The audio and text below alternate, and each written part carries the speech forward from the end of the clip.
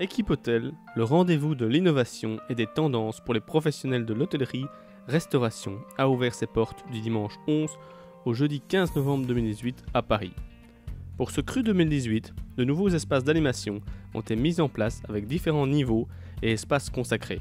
Grâce à son offre sur l'univers de l'hôtellerie et de la restauration, cette édition 2018 s'est affirmée comme l'incubateur d'inspiration et un générateur de business. Nous avons développé énormément d'espaces d'animation.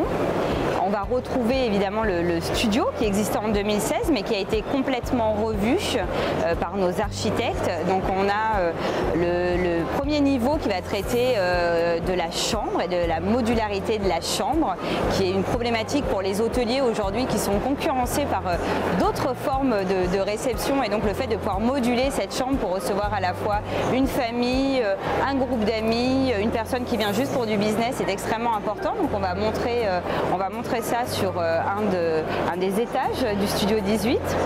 On a travaillé également toute la partie restauration qui est extrêmement importante pour nous et qui a été complètement scénographiée comme si on rentrait dans un grand théâtre avec la scène, les backstage, les coulisses, etc. Sur le pavillon 3, on va accueillir toute la partie digital rooftop parce qu'évidemment on accueille un certain nombre de start-up et l'espace digital pour nous était important à montrer, et cette connexion entre le digital, entre l'outside, entre tout ce qui est végétal était aussi importante de relier tous ces différents produits. Équipe Hôtel 2018, c'était ainsi plus de 105 000 professionnels, 133 pays représentés, 1600 exposants, 30 secteurs d'activité organisés en 5 grands univers: restauration, design, bien-être, technologie et services. L'approche est assez simple, on dit aux restaurateurs, vous avez des supports et des consommateurs.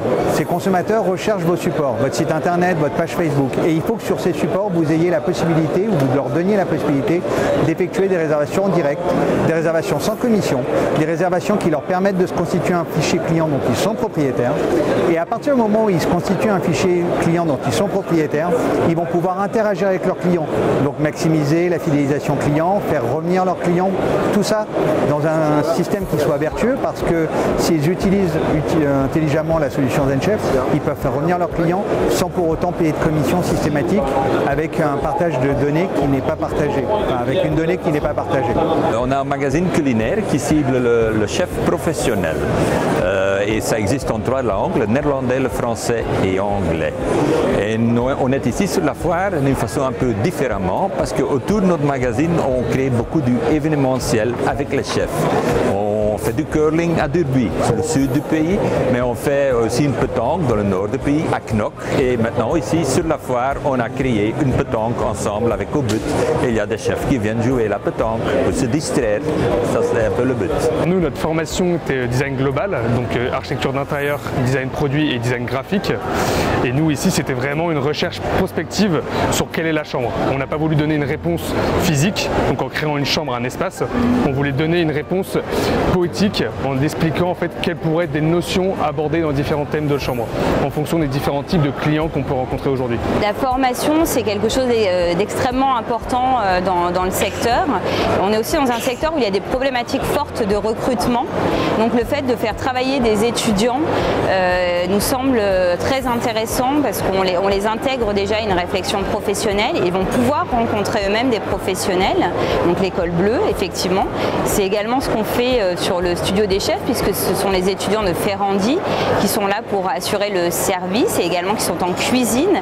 Et l'idée toujours, c'est de faire travailler ces étudiants avec des personnes qui sont déjà bien établies et très reconnues sur le secteur, pour que ce soit aussi inspirant pour eux, et puis leur donner leur chance, parce que ce sont les professionnels de demain, ces étudiants. Donc pour nous aussi, c'est important qu'ils soient présents et qu'ils adhèrent à Équipe Hôtel.